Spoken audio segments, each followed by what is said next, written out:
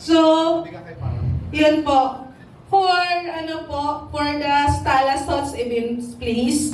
So, maraming salamat po sa pagiging successful ng 18th birthday ni Ate. Alam ko po, hindi ko naman po nag-advertise, pero I appreciate it much yung support po ng Stala. So, very busy ako, pero tinatawagan ako ni Miss Janine para i-follow up para doon sa activity ni Ate or ano yung mga kailangan ko pang ayusin. Then, yun nga po, yung host po natin, si Kian, siya po yung una kong nakausap ng pagpunta namin dito sa Stala. Kasi nga po, minadali namin yung ng party kasi after siya sa date ni Mama.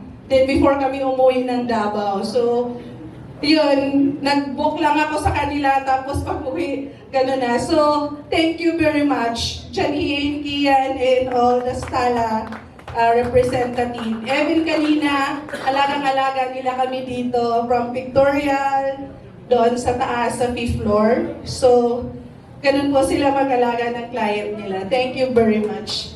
Ay, sa photographer, alam kong hirap na hirap ka, kuya. Saka sa videographer po. Maraming salamat. Thank you so much.